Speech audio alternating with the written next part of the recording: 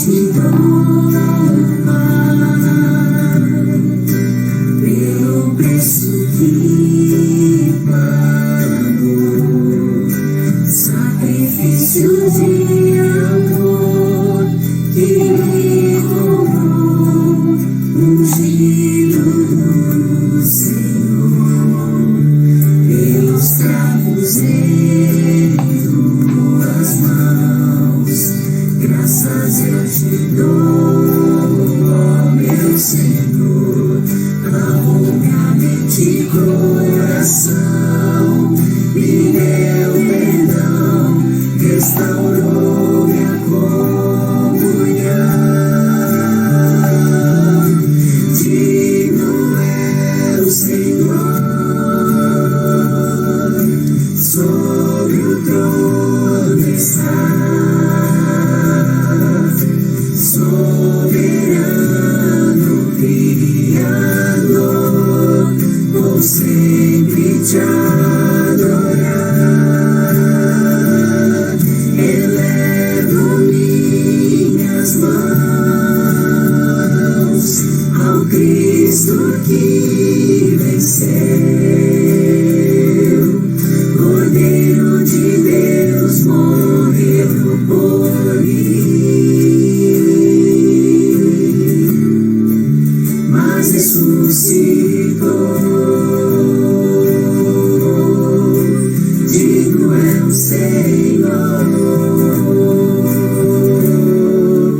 pelos cravos em tuas mãos, graças eu te dou, ó meu Senhor, lavou minha mente e coração, me deu perdão, restaurou minha comunhão.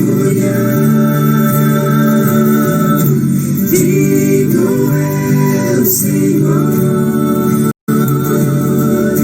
sobre o trono está, soberano Criador, vou sempre te adorar. Elevo minhas mãos ao Cristo que venceu, Cordeiro de Deus morreu por mim, mas ressuscitou. Digno é o Senhor, elevo minhas mãos ao Cristo que venceu, Cordeiro de Deus morreu por mim, mas ressuscitou.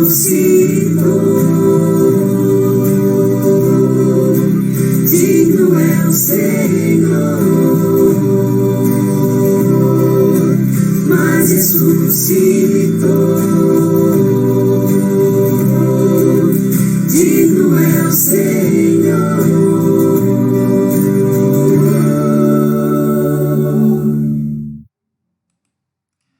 Muito boa noite, meu irmão, minha irmã, graça e paz. Você é muito bem-vindo a este momento, você é muito bem-vindo para termos juntos este tempo.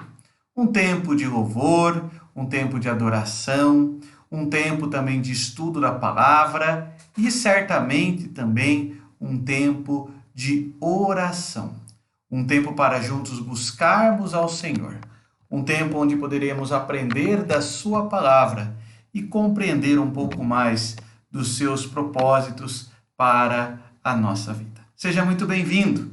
Você é meu convidado especial para termos esse tempo juntos esta noite. Vamos começar com uma palavra de oração?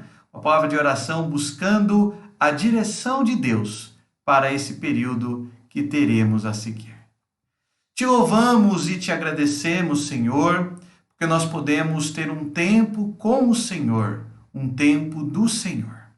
Te louvamos e te agradecemos, ó Pai, porque o Senhor, dia após dia, tem nos abençoado, tem, ó Pai, através do Teu Santo Espírito, falado ao nosso coração, nos instruído. E nesse momento, ó Pai, de uma forma especial, rogamos-te para que esse tempo seja um tempo, ó Pai, onde possamos ouvir a Tua voz e, ouvindo-a pela fé, obedecê-lo e assim seguirmos os caminhos do Senhor para a nossa vida, ó Pai.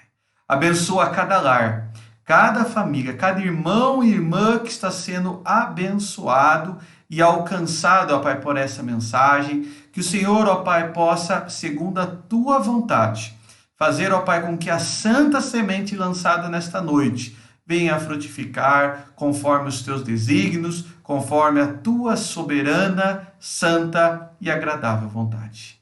Visita-nos, ó Pai, nesta noite. Visita-nos com o Teu poder, com a Tua graça. Em nome de Jesus é que nós oramos e em nome dele desde já te agradecemos. Amém e amém. Esse é o nosso maravilhoso Deus, maravilhoso Senhor. Nós vamos então nesse instante louvar a Deus. Eu escolhi para nós louvarmos nesta noite um hino que fala sobre a voz de Jesus, a voz de Cristo que nos chama a nele descansar, a voz de Cristo que nos chama a beber nele da fonte da água da vida, a voz de Cristo que nos chama a repousarmos e confiarmos pela fé nele. Cantemos nesse momento este hino de número 250 do Inário Novo Cântico, louve ao Senhor cantando esta bela canção.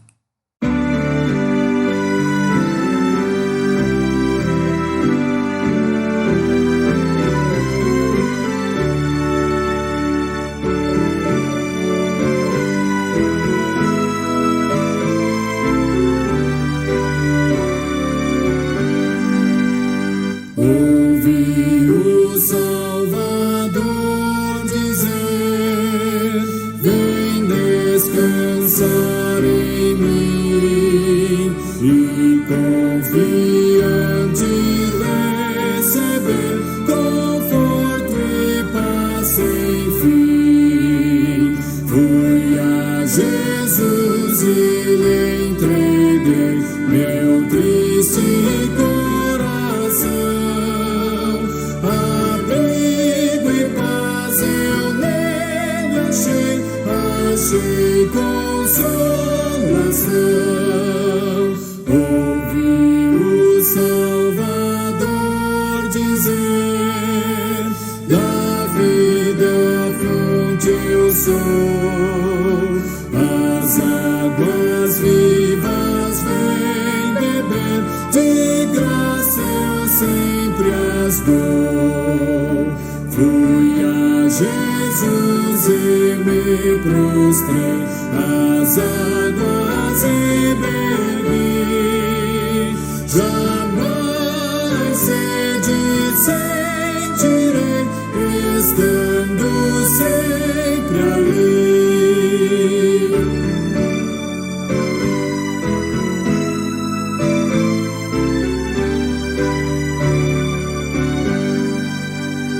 Ouvi o Salvador dizer: do mundo eu sou a luz.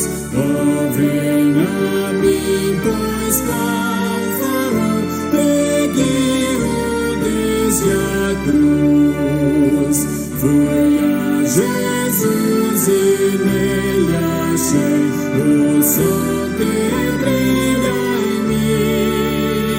E nessa luz eu andarei até da vida ao fim.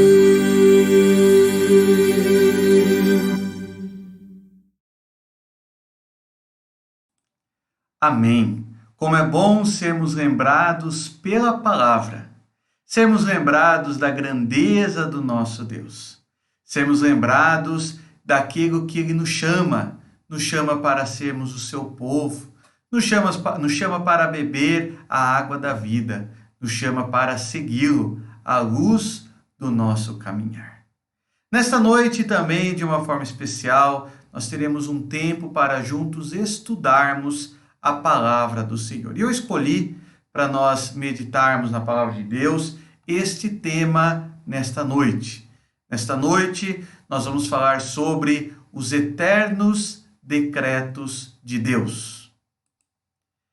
Como você pode ver aí nesta imagem, vamos falar um pouquinho sobre esta relação entre a vontade de Deus e a minha vontade.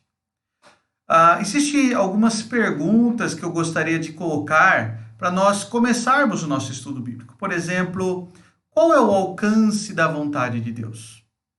Até onde Deus governa? Ele governa sobre todas as coisas?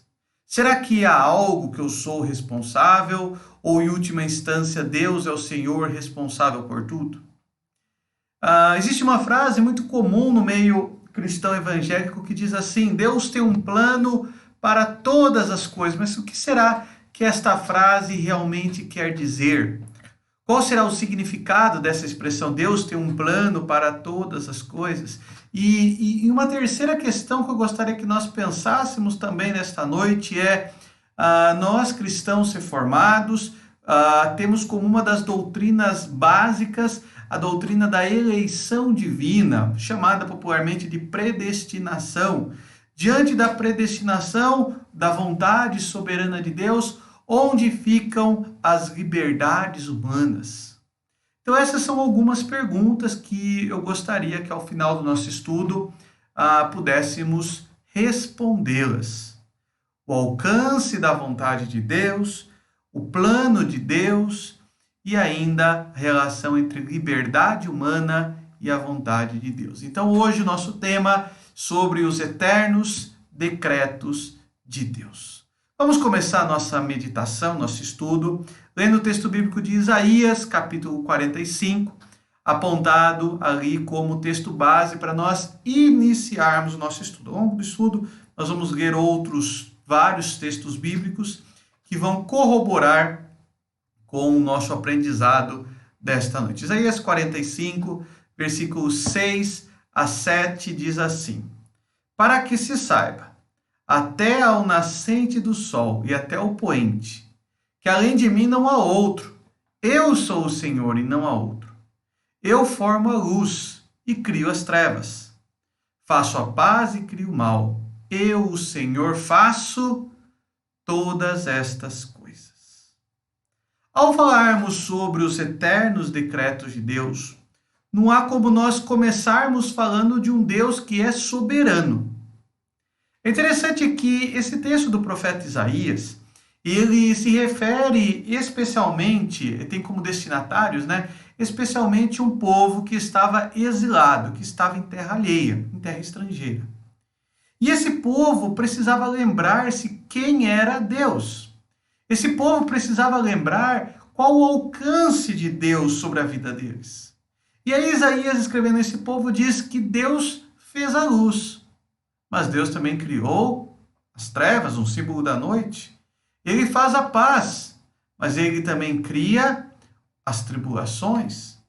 Eu, o Senhor, faço todas as coisas.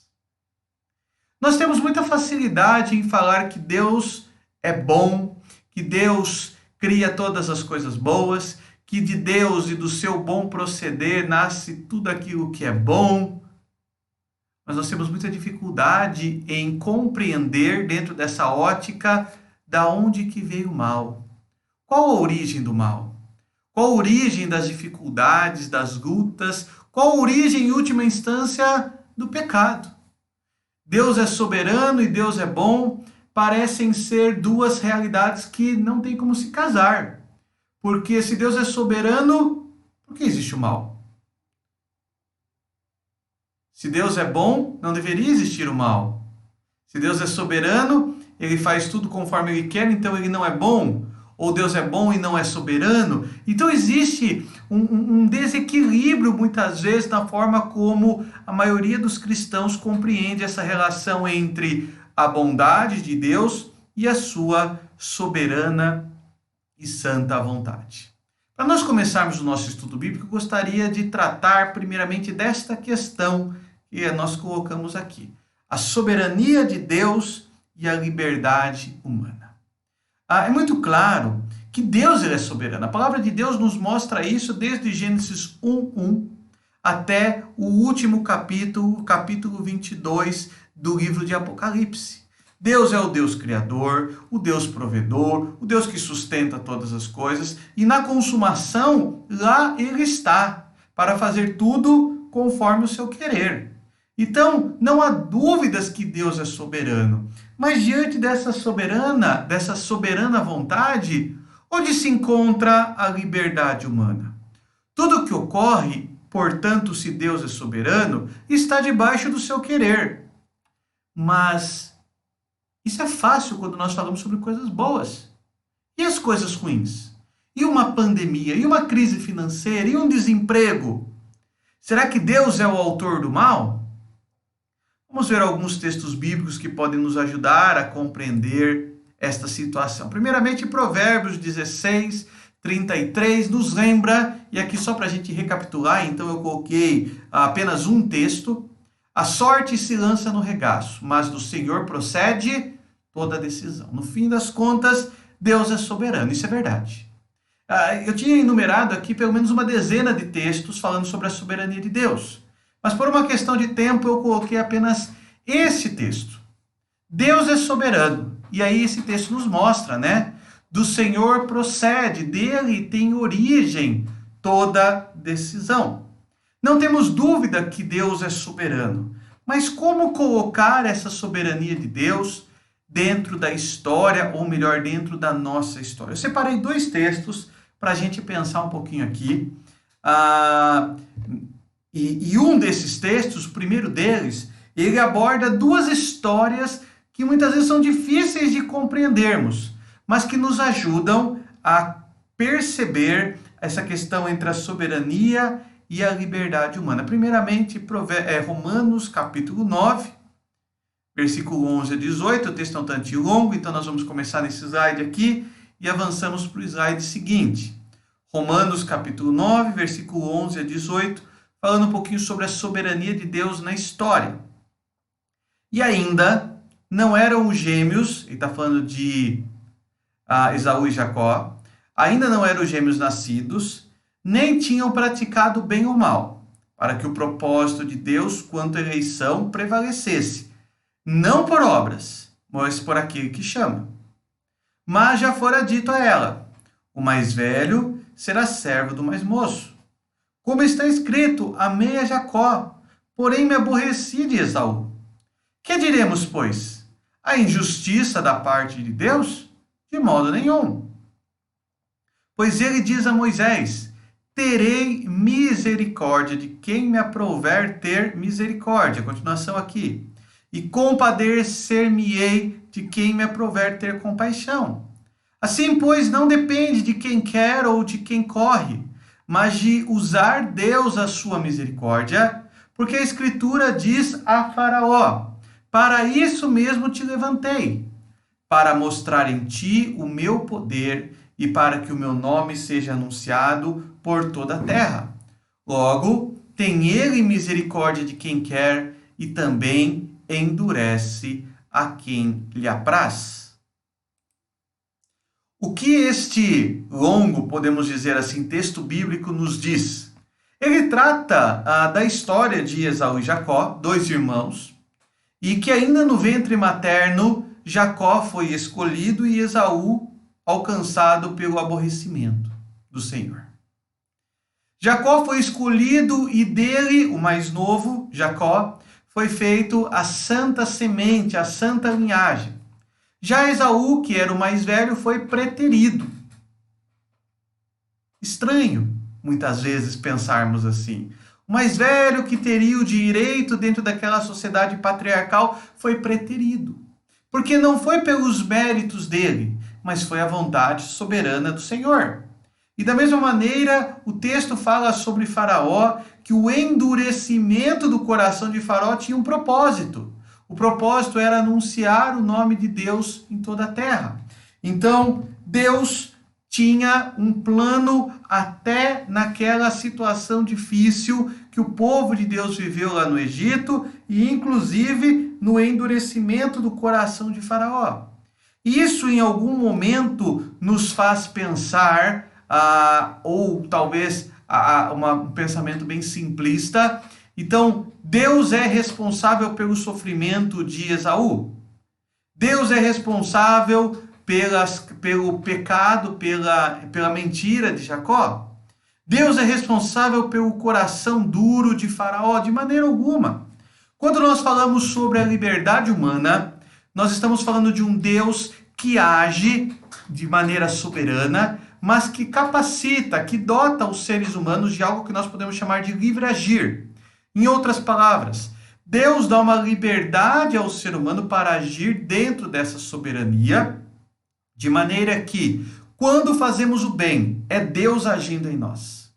Mas quando fazemos o mal, somos nós agindo por nós mesmos. Todo bem, todo bom dom perfeito provém do alto, provém de Deus. Quando nós fazemos o bem, quando o cristão ou quando o ímpio faz o bem, é Deus agindo por ele, agindo nele. Quando o cristão ou o ímpio faz o mal, ele está agindo por si só, ele está deixando a sua velha natureza, no caso do cristão, ou a sua natureza, no caso do ímpio, agir por si mesmo. Ao falarmos sobre soberania de Deus e liberdade humana, devemos entender que a soberania de Deus se refere aos propósitos salvíficos do Senhor, e dentro desses propósitos salvíficos, ele nos capacita a agir para propagar a sua boa vontade. Mas muitas vezes, mesmo nós cristãos, agimos de uma maneira pecaminosa. Porém, o nosso Deus, sejam sobre os propósitos dos ímpios ou dos cristãos, o nosso Deus é aquele que transforma o mal em bem. Então ele usa o coração endurecido de Faraó para abençoar o seu povo. Ele usa a mentira de Jacó para abençoá-lo, abençoar o seu povo. Ele usa certas situações que nós vemos, um coração pecaminoso, uma atitude pecaminosa, mas Deus transforma isso onde todas as coisas vão cooperar. Muitas vezes esse cooperar para o bem daqueles que amam a Deus, esse cooperar pode não parecer bom num primeiro momento, mas faz parte do propósito maior do Senhor. Mas ainda falando sobre a soberania de Deus e a liberdade humana, se Deus é soberano e ele criou todas as coisas, e diz Gênesis 1 que tudo era bom, muito bom, de onde vem o mal? Vamos ver Tiago, capítulo 1, versículo 13 a 17, que nos diz assim: ninguém, ao ser tentado, diga, sou tentado por Deus, porque Deus não pode ser tentado pelo mal, e ele mesmo a ninguém tenta, ao contrário. Cada um é tentado pela sua própria cobiça, quando esta o atrai e seduz. Então a cobiça, depois de haver concebido, dá à luz o pecado. E o pecado, uma vez consumado, gera a morte. Continuando o texto bíblico aqui. Não vos enganeis, meus amados irmãos. Toda boa dádiva e todo dom perfeito são lá do alto, descendo do Pai das luzes, em quem não pode existir variação ou sombra de mudança. O apóstolo Tiago, ele está aqui nos trazendo algo muito interessante, quando ele fala sobre a origem do mal. O mal, ele vem, ou o pecado, ele vem da onde? Voltando aqui ao texto bíblico, ele vem do próprio coração, da cobiça que há em nosso coração, que nos atrai e seduz. Então o pecado não é uma consequência da soberana vontade de Deus. O pecado, ele é uma consequência do nosso vil proceder, da nossa cobiça, do nosso coração ainda pecaminoso, que ainda é atraído e seduzido por aquilo que não agrada a Deus. E uma vez que isto é concebido em nosso coração, pronto, consumou-se o pecado. Consumando-se o pecado, todos aqueles que pecaram são merecedores do salário deste pecado, que é a morte. Mas o dom gratuito de Deus é a vida eterna. Diferentemente de Adão e Eva, eu e você, nós não temos a capacidade que Adão e Eva tinham de não pecar. Nós temos a capacidade de, a partir do momento em que nós fomos concebidos ou nascidos em pecado, como nos ensina Davi no Salmo 51, nós temos a capacidade de pecar. Essa é a natureza humana. Mas a partir do momento em que nós fomos alcançados por Cristo, a partir do momento em que o sacrifício de Cristo foi eficaz e nos deu uma nova vida, como nos ensina aqui, nós passamos a receber do alto, do Pai das luzes, o dom perfeito. E aí, a partir desse ato, então, nós passamos a lutar contra o pecado, mas nós continuamos a ser pecadores, porque esta é a nossa essência. Esta é a natureza na qual nós fomos formados. Esta é a nossa triste realidade. Nós pecamos. O pecado, portanto, ele é uma consequência do nosso coração pecaminoso. Adão e Eva, nossos primeiros pais, eles tinham o coração equilibrado para dizer sim ou não ao pecado. É claro que Deus, já na sua soberana vontade, tinha plena ciência, por isso ele é o Deus onisciente, do agir de Adão e Eva, e desde a eternidade ele já havia planejado Cristo, o plano de salvação em Cristo, o plano de salvação pela graça, não pelas obras, não pela obediência à lei. Mas sabemos então que o pecado ele nasce da onde? O mal nasce do coração do homem. Quando nós vemos uma desordem na humanidade, essa desordem nasce da onde? Da cobiça humana. A cobiça muitas vezes movida pelo capitalismo, a cobiça muitas vezes movida pela a instrumentalidade humana em querer, em desejar, em ter, uma instrumentalidade que se afasta do Criador. Ao falarmos sobre a soberania de Deus e a liberdade humana, nós temos que ter essa compreensão. Deus é soberano. Nós não temos livre-arbítrio, mas Deus nos deu a liberdade de agir dentro dessa soberania dele, aquilo que nós vamos chamar então de livre agência. Deus, na sua soberania, nos capacitou para agir e que venhamos a agir de acordo com o seu santo proceder. Ao falarmos sobre a soberania de Deus, também outro tópico muito importante, aqui eu só quero introduzir, começar a falar sobre esse tema, nós vamos falar sobre ele de uma forma mais pormenorizada em outra oportunidade, a dupla eleição. Esse é um dos temas talvez mais polêmicos dentro do protestantismo brasileiro. Como Deus é soberano e ele elege para a salvação e ao mesmo tempo para a perdição. Vejamos o que diz Efésios capítulo 2, versículo 4 e 6. Nós adoramos esse texto. Mas Deus, sendo rico em misericórdia, por causa do grande amor com que nos amou, e estando nós mortos em nossos delitos, nos deu vida juntamente com Cristo. Pela graça sois salvos, e juntamente com ele nos ressuscitou, e nos fez assentar nos lugares celestiais em Cristo. Nós adoramos esse texto porque esse texto fala que nós somos salvos pela fé. Esse texto nos fala que Deus, pela sua misericórdia, nos salvou. Esse texto nos lembra que nós estávamos mortos. Então, se eu estava morto, o que eu poderia fazer por mim mesmo? Absolutamente nada. O morto nada pode fazer por ele. Mas Deus, pela sua graça, nos ressuscitou e nos fez assentar nos lugares celestiais em Cristo. E isso, por natureza, nos faz chegar a uma segunda colocação. E esses aos quais Deus não agiu com misericórdia. O texto que a gente leu agora há pouco, lá atrás, de Romanos, fala que Deus age com misericórdia com quem quer. E compadece-se de quem quer. E aqueles que ele não agiu com misericórdia? Provérbios 16 diz: o Senhor fez todas as coisas para determinados fins, e até o perverso, para o dia da calamidade.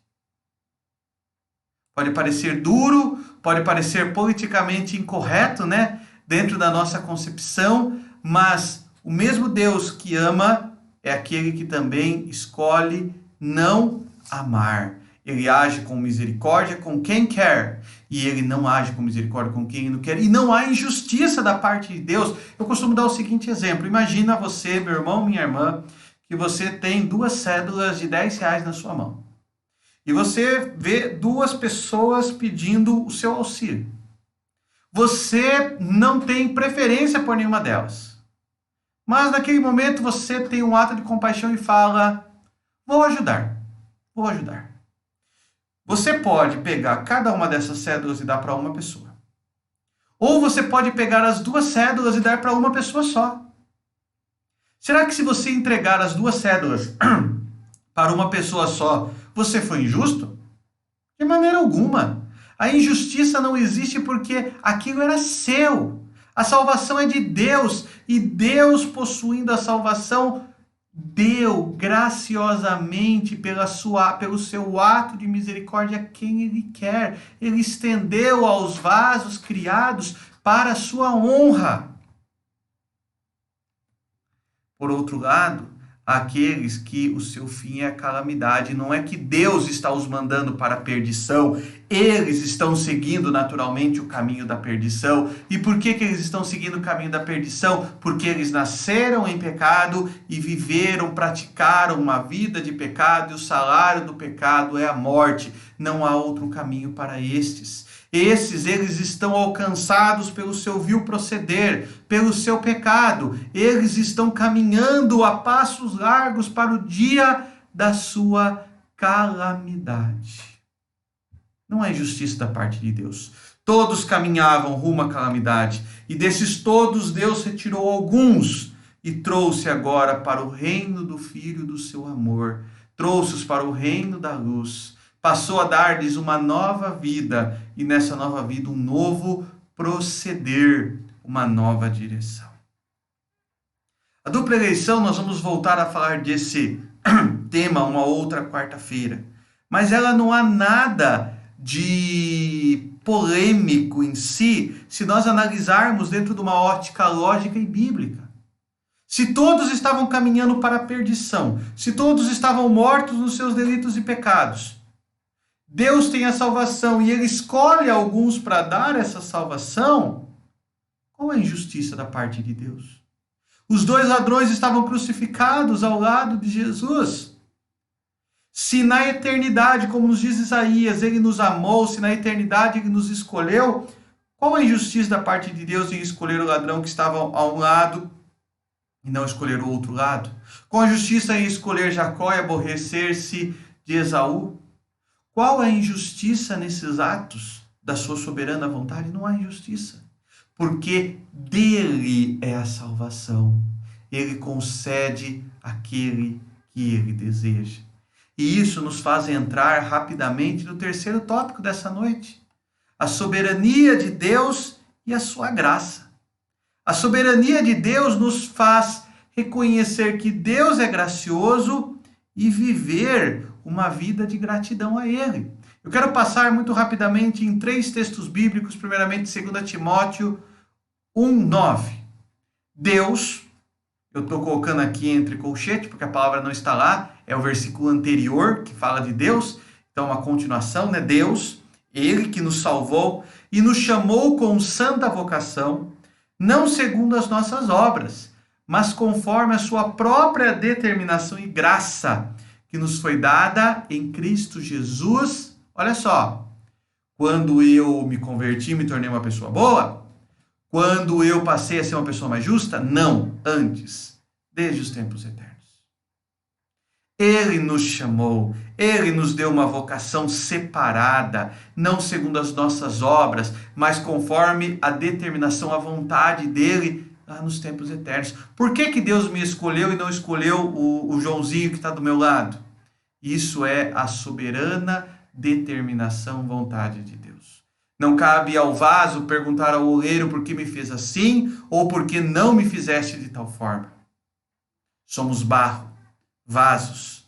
Deus executa o seu querer nos vasos, naqueles que são o seu propósito.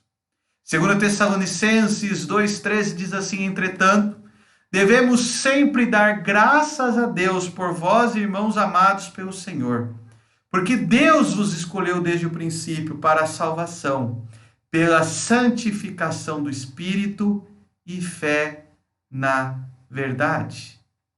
Deus nos escolheu para darmos graças a Ele.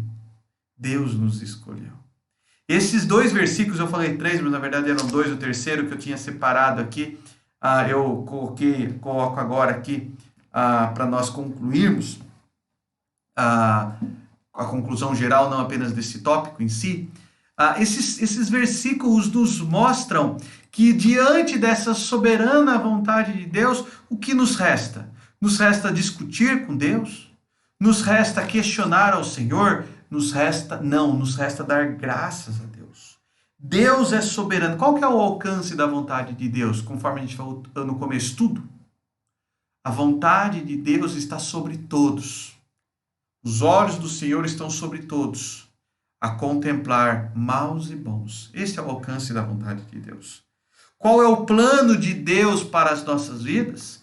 O plano de Deus para as nossas vidas, para nós, primeiramente, é a salvação. E uma vez salvos, é nos levar a andar em novidade de vida, de acordo com a sua bem-aventurança. É nos levar a andar numa vida que o agrade, de obediência, de fé e de consagração a Ele. E onde fica a nossa liberdade? A nossa liberdade está em ouvir a sua palavra e obedecer para fazer o bem. E fazendo o bem é Cristo vivendo em nós. Estamos mortificando o velho homem para que Cristo viva em nós. Mas quando desobedecemos, somos nós vivendo em nós mesmos. É a velha natureza que insiste em viver. Ao olharmos, portanto, para esta doutrina, que muitas vezes é tão questionada, nós não devemos olhá-la como a imposição de um general sobre os seus súditos, mas como a ordem de um pai que ama o seu filho.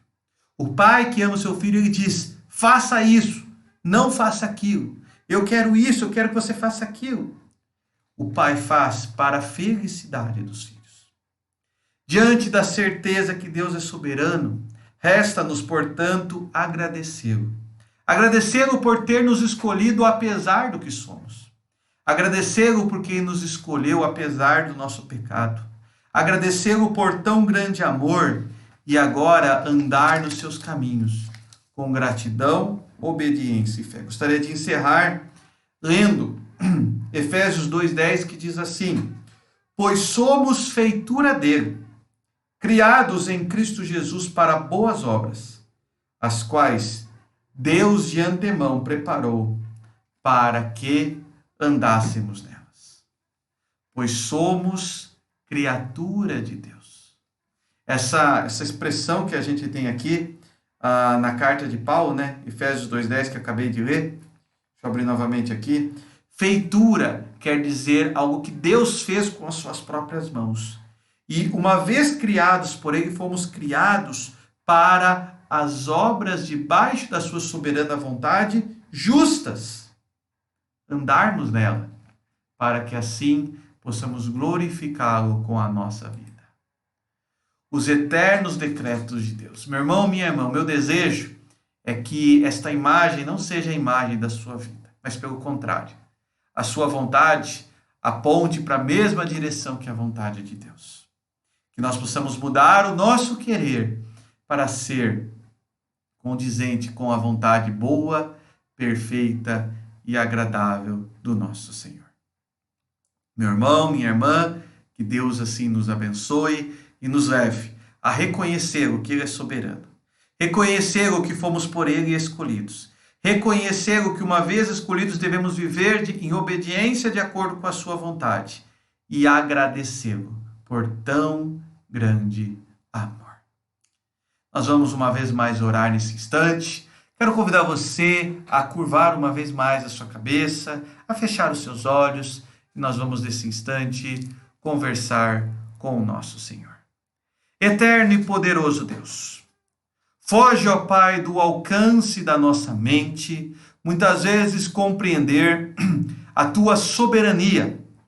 foge do alcance da nossa mente compreender os teus eternos decretos. Mas assim a tua palavra diz: quem, pois, conheceu a mente do Senhor? Quem foi seu conselheiro? Sabemos, ó Pai, que na nossa pequenez, na nossa insignificância, jamais seremos capazes de compreender a eternidade, o eterno, o infinito, o grandioso, compreender o teu ser. Mas te louvamos e te agradecemos, ó Pai, porque mesmo que alguns aspectos da tua soberana vontade não compreendamos, pela fé, nós aceitamos e obedecemos-te para viver uma vida que te agrade. Senhor, nosso Deus, nosso Pai, nós te agradecemos porque nós fomos escolhidos. Caminhávamos rumo, ó Pai, à vida de calamidade, mas o Senhor na eternidade nos amou, nos escolheu e disse que nós somos teus. Nos fez novas criaturas. E agora, ó Pai, seguimos o teu caminho, seguimos a tua soberana vontade. Não queremos andar por nós mesmos, ó Pai, mas queremos andar o teu caminho. E que assim trilhemos um caminho de vida, um caminho de obediência, um caminho de fé, um caminho de obras justas que te glorifiquem e que te sirvam com a nossa vida. Ó Pai, abençoa, ó Pai, nesse instante cada família, cada irmão, ó Pai, alcançado por esta mensagem, e que possamos, ó Pai, assim, sermos renovados, fortalecidos e abençoados pela Tua Santa Palavra. Em nome de Jesus é que nós oramos e te agradecemos. Amém e amém. Meu irmão, minha irmã, caminhamos já para o encerramento do nosso momento de estudo bíblico desta noite. Antes de encerrarmos, quero deixar um convite para você. No próximo domingo, às 18h30, esteja conosco aqui pelo Facebook para juntos louvarmos ao Senhor. Momento de culto, momento de consagração, momento de louvor, de adoração, de oração, momento da palavra do Senhor. Você é meu convidado para estarmos juntos no próximo domingo às 6h30, juntos cultuando e adorando ao Senhor. Que Deus assim te abençoe. Desejo a você uma ótima quarta-feira. Possa dia a dia caminhar debaixo da soberania de Deus. Caminhar debaixo desse Deus que é soberano, poderoso e faz todas as coisas conforme o seu querer. Que Deus te abençoe. Tenha uma ótima noite, um ótimo restante de semana nas bênçãos do Senhor. Que Deus te abençoe. Sacrifício de amor que me comprou, ungido do Senhor, pelos cravos em tuas mãos. Graças eu te dou, ó meu Senhor, lavo minha mente e coração.